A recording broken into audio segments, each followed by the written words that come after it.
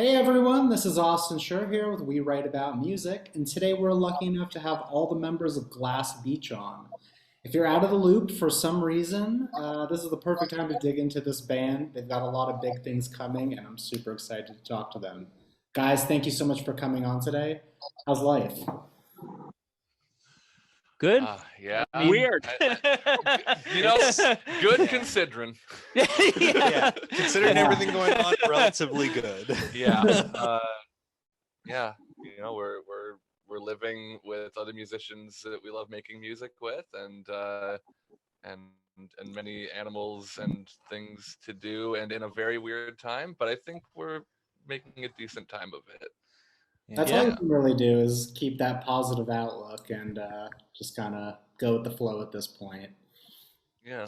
Yeah, I'm a little too far from tour to say that we're like massively stoked to finally be on the road again. Oh man, but I'm also, packing already. But also too close to tour to be like, yeah, we're just relaxing for now and settling. Yeah. Actually, if you want to know like how's life, I'd say it feels kind of transitional right now. We're kind of like between, everything before now, and now we're like pre-prepping for tour, kind of like everything is kind of with tour in mind, and that's just a little bit how life is. I get that. Well, I'm going to kick things off here with sort of a long-winded first question and background. So I want to sort of kick things off and says I always have a friend who's sending me albums, and one day he texted me the link to your guys' first album, and he says you're going to love this. I usually take his word for it. An hour later of listening, I was hooked, and I honestly can't remember the last time that an album hit me that hard just based off the first listen. It really checked all the boxes for things that I love. We got to see you guys in January of 2020 with Dogleg, I think, and it was a blast. In LA? In LA, I think Awesome. I forgot the name of the venue. Might be closed at this point. It was the Echo. Yep, it was the Echo. Yeah. And yeah, I think you guys were just about to take off, and then obviously some bad things happened. So I kind of want to know what the last year and a half looked like from a blossoming indie band like yourselves. Well, Yeah. for about the first year of this quarantine, like we were all living in separate places. I mean, Jonas and William were living together, but Layne and I were living separate from everybody else. So it was a lot of us kind of working on things individually and mostly communicating through Discord and it was remote. Calls every now and then. Lived in the same city. It was weird. Yeah, so we weren't really doing rehearsals or anything, but it was kind of a time for me to sort of cook up ideas for new songs and stuff. Sure. And then this January, we all moved into this house that we're currently in together, and got to start practicing playing songs together as a band again. And that's kind of what we've been doing most of this year, working on new music, preparing for tour. Nice. Yeah. Talking about the future. Yeah. You've still been busy though. Like you put out a couple covers. You had Welcome to the Black Parade and Beach Life in Depth, which were perfect tracks to kind of sort of tide the fans over. I wanted to know why those tracks specifically. Oh. There's a very easy answer to that, actually. They told us to, Austin. Patreon. Yeah. So a big part of how we are able to fund this band basically right now is through our Patreon. And one of the perks of our Patreon is every couple months or so, I don't know, every now and then, whenever we're able and feel like we have the time to do it. Yeah, periodically. Our patrons on Patreon can decide songs that they want us to cover and then vote on them, and whichever one gets the most votes we do a cover of, and those two songs were selected through that process. That's amazing. Not to say that we don't like those songs or wouldn't have covered them if we weren't told to. but that was the driving force for it. And like, Yeah, and it was interesting because they were both like Although if we were gonna Yeah. cover a car seat headrest song, it wouldn't have been that one. Yeah. No, let me tell you, Probably we if probably would it have. was Sorry, choice, William. No, go ahead. maybe a shorter one. Yeah. We Yeah. That's all. it was a bit of a difficult situation that we were put into, like covering these like monumental, like iconic songs. Like I don't know. It's like covering like Bohemian Rhapsody or something. Like it's like I like not only is it a difficult undertaking, but like people have very high expectations, you know? Now that you Extremely. covered one of the most iconic car seat headrest songs, why don't you cover one of the most iconic My Chemical Romance songs? Yeah. Okay, so what was like close in the polls? Is there anything that you Stupid Horse, the actually first wanted one, to I cover? think. I the first personally poll- really wanted to do Stupid Horse and Toxic. I think those were the Yeah. two that were like high in Yeah. the running. Toxic by Britney Spears. Toxic is the one that I'm like, if we ever have time to do a cover of our own volition, please Yeah. can we do Toxic? Yeah. I think that would be really fun. I like doing something that's like way out of our Yeah. wheelhouse like Yeah. that. No, but it You know? gets the people talking too. Obviously, Yeah. like, I mean, the reason that I saw it was I'm sure it popped up on like my release radar, but also like on Indie Heads on Reddit. It's like it becomes the top post for the day, and people get talking, and they're like, "Oh, it stayed too true to the song," but no one really knows the Oh, yeah. background of how it came about. So that's really cool that the fans are keeping you alive like that. Yeah. Yeah. Which isn't to say that like we're truly where we want to be with like our Patreon and stuff. So like if you're hearing this and you are able to support us there, that would be awesome because it is like it is pretty much the only way that we're directly Yeah. putting money from the music or from like the band existing towards us living. Everything else is like Yeah. going towards the band. So Kind of it's- just all I'm gonna link it reinvested. in the Yeah. article. Yeah. Too. I'm gonna link all the important stuff for everyone to subscribe. Cool. Cool. That's awesome, though. So I want to talk about this tour a little bit as well. First off, it has to be Sure. super exciting to even announce a tour in today's day and age. What's been the process like in the background of getting that booked and scheduled? It like it wasn't like necessarily.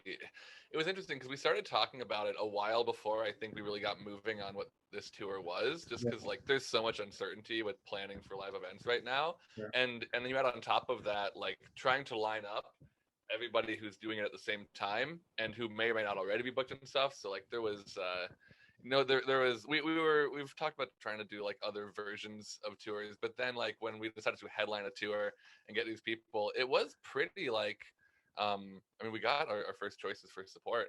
So that was like once we committed to like we're just gonna headline a tour and we're gonna do this route and we're gonna go to places we need to go, hit our hometowns and stuff, or most of our hometowns. It's like it kind of just rolled, I think, into Yeah. announcement. We're very lucky to be at a stage in our career where we can pay other people do these things for us because I am Yeah. incompetent at booking shows. Yeah, Alex Martin. Yeah. Thank you, Alex Martin. It's been a whole lot easier with them at the helm of this. But yeah, and also it's just like it's one of those things of like it's so nerve-wracking when you work in the music industry sometimes because sometimes as an artist when you don't have leverage or like a position to bring someone onto your team who is sort of in the same headspace as you in a lot of regards, both like politically and just socially and in general. It's like it can be hard because we were lucky because both our management and Alex Martin and everybody involved want to make sure that when we go on tour that it's as safe as possible. Yeah. That like we're not doing anything risky. We're not playing at like places where they're going to be like you can come in if you're you don't have to tell us you don't have COVID. And You it's must like be 5 feet tall. That's the only thing. and it's like and the thing is like I've met bands who have been like involved with either booking agents or management who like aren't bad necessarily, but like occasionally just do that kind of stuff, and it's kind of like I'm glad that that's one thing that we don't have to worry about. We're on the same page Totally. in that Yeah. regard. Totally. So it's made it a Yeah. little bit more reassuring. And we've set a big precedent for being open about that. Like if we've been very vocal, I think, in what we want through, like, as we're working with people, which has like been almost entirely beneficial. And only sometimes, like, if it's pushed us away from stuff we would have wanted to do. Yeah. So like it's been really nice, and like, yeah, the team we're working with has been really responsive to that, and really, like, generally I don't know, helpful, and we're able to stand up for ourselves. Totally. Nice. Is there one thing you're looking forward to the most about getting back on tour? Seeing new places. Yeah. And, getting to try some fucking delicious food. And hanging out with cool, like-minded people, because like those are the best parts, is you get to see new areas. You get to usually experience like just enough of it that you're not like you show up, you're like, whoa, this place is really cool. And then you're left with a little bit of like, man, it'd be really cool to go back there sometime. Yeah. So you have like sort of still that sense of wonder when you leave. Yeah. You get to try at least a cool, like a few things and whatnot. And in our case, at least with how we've been working and like choosing bands and whatnot, it's like we'll be able to do it with people that we, as far as we can tell, will really enjoy being around, which will, I think, just make the experience more memorable and better, which I think is one of the most important parts of tour, is making it memorable. Yeah. Really try to make it like a road trip if we can. Yeah. Going to a lot of parts of the country that I've never been to. It's wild. Like, we've sold out in cities I've never been to. Like, it's very exciting. We might sell out a city I've never been to twice, with Philadelphia. Yeah. I mean, just based on what we've seen from like ticket sales and everything so far, like we're gonna be playing to bigger crowds than we did on our first tour. It's gonna be really cool. Yeah, No, seriously, a massive congrats to you guys. It's been so difficult for any indie band to keep their name out there. So the fact that you're selling out shows a year and a half later, it's a huge milestone for sure. Yeah, well, thanks. Yeah. I want to talk about your most recent release. For everyone else that has not listened to, Alchemist Rat's Beg Bashful Remix. Oh. Okay. This has been an absolute thrill to listen to, seriously, from start to finish. I've always wanted to know how these remix albums sort of come about. Do you guys reach out and like ask, do you guys want to pick a song and remix it? Does anyone reach out to you? Like, how does the message get out about creating something like this? I believe with selecting the artist for it, we just made a list of like basically friends that also make music. Yeah, friends are like people who we at least thought knew who we were, and Yeah. music we thought would be cool to, like, we wanted to hear them, like, try this. There were a few artists on there that were like, we're kind of tangentially connected to them. Maybe we've talked once or twice. Maybe they'll, maybe they're bigger than us, and just reached out to everybody that we had contact with, and pretty much everybody we reached out to ended up doing something for it. Yeah. That's amazing. Are there any like crazy stories behind getting this finished and done from like one of the tracks or something? William could probably I speak think to the that, most maybe. the most standout thing that I can think of is like what Jay said, most of the artists that we reached out to did end up doing something, but there were a couple that were like kind of down to the wire. Sorry if you can hear that helicopter behind me. No, actually. But the one that I like, it's not really like a wild story, but Backwash was going back and forth like for a little while, being like, oh, I think I have something, and then like, oh wait, no, I'm like redoing it, or I'm doing something else, or like, and she was having like a hard time, inspiration wise. And then like one day, it's like literally one of the last days where we can like receive the songs and get the album like out on time. And like we just get this email that's like, all right, I did like a noise remix, I hope this is okay, sorry if it's whack, or something like that. Okay. and it's awesome. like, and it's really Yeah. cool. It's like, it's one Yeah. of the only like actually instrumental sections of the remix album, which is interesting considering how much of our first album is like instrumental interludes and stuff like that. So it was really cool. And aside from that, like, I just think the wildest part of getting to do that was reaching out to all these people and having them immediately say yes. Yeah. So, Yeah. And then do it. That's, Like, we got people also love to Marcus say yes. Sorry. and a bunch of other, No. no, you're good. Yeah, just people love to say yes and not do things sometimes too. So it's cool to see it all really come together. Totally. It was funny too, seeing like I remember there was the thing, William, that you mentioned of like Pink Shift chose Bedroom Community, Mm-hmm. and then like I forgot like whether or not you warned Pink Shift about how like complex the song was, and then they're like yeah, we got it, and then like a week later they like messaged back and they're like, oh my god, you were not kidding. Yeah. It's deceptive. that was definitely, I feel, a hurdle with that. I mean, at least with people who are trying to do covers, Mm-hmm. our songs are complex, and Yeah. I've tried doing covers of songs, like MIDI covers Wait. or arrangements. And I just, Yeah. Well, is it you I do have guys another. sending stems Can or you hear me? them redoing it from scratch? there was a mix of that. Some people did remixes, some people did like covers completely from scratch, some people did covers using the stems, some people did like remixes and then added new vocals on it. Basically we've had the stems for the first album publicly available for a while now on our website. Mm-hmm. And we just sent everybody that link and we're like, use this if you want to, or don't if you don't want to, you know. But Sure. Damn, well, that's everybody kind of took their own approach with that. Wow. Well, I mean, it turned out crazy, and I feel like every time I listen to it, I'm hearing something new.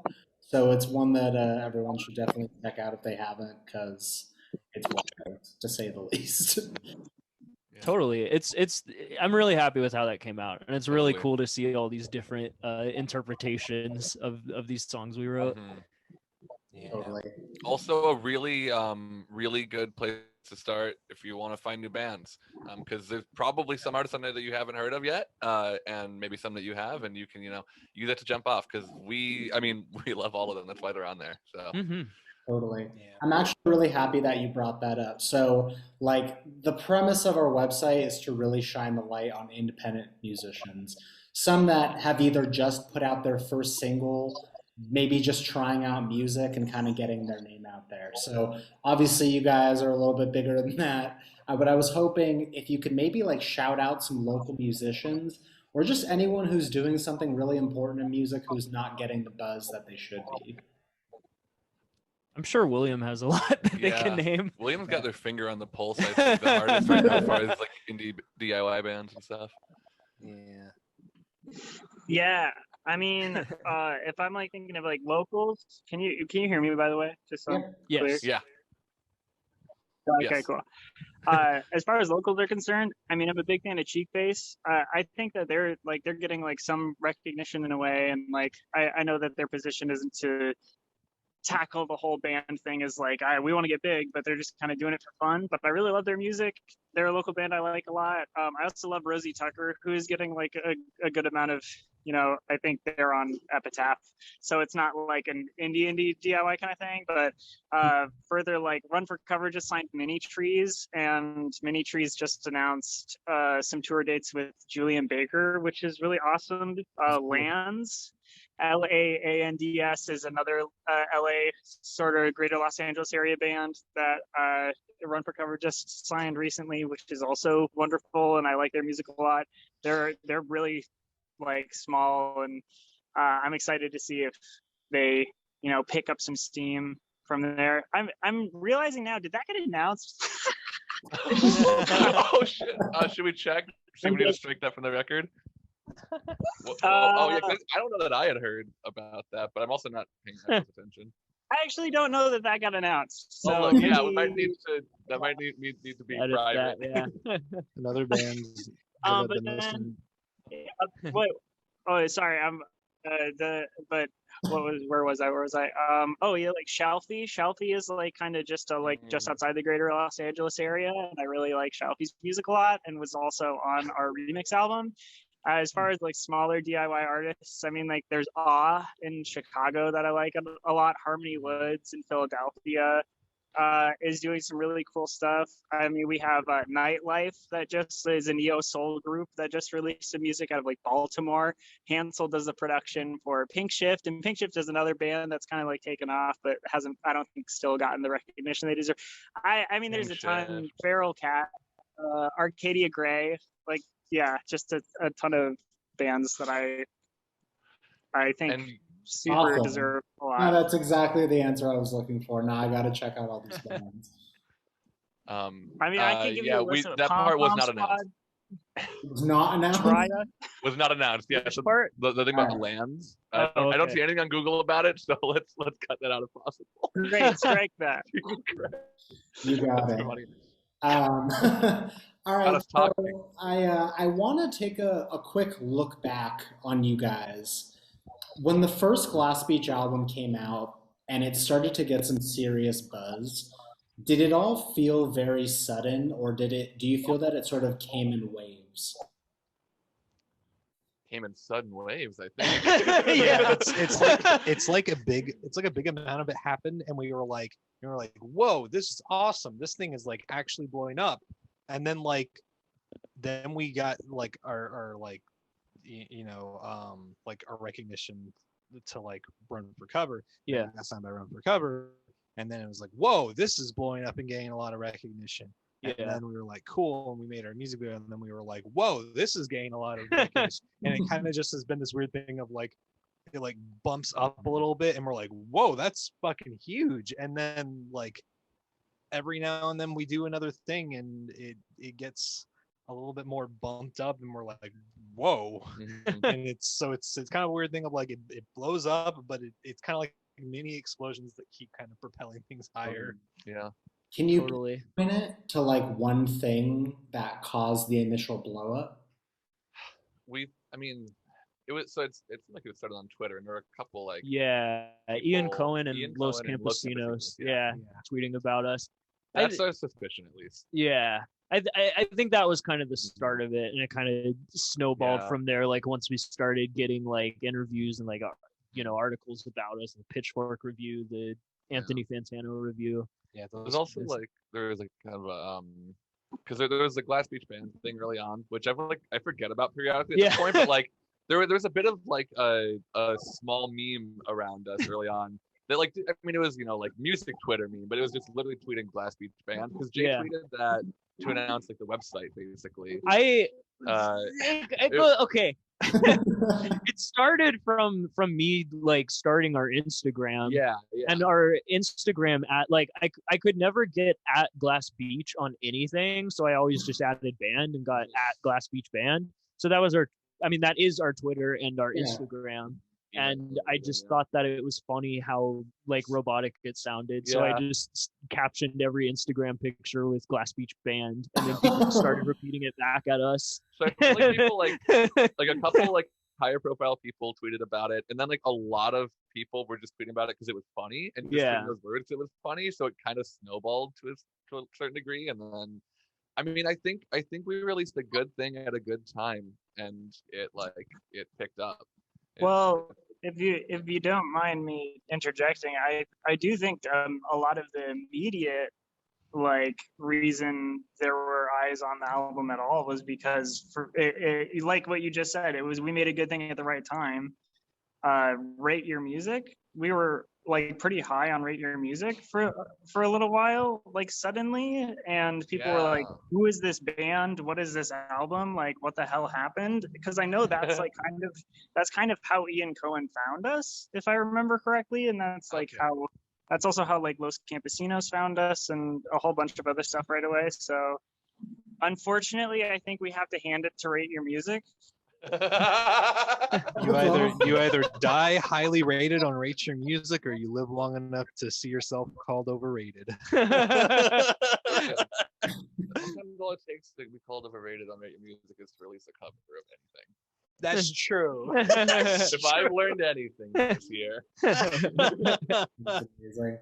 All right, guys, I've got one more question for you. I don't want to take up too much of your time today, but it's something that I like to sort of wrap it up with all the bands that I get to talk to.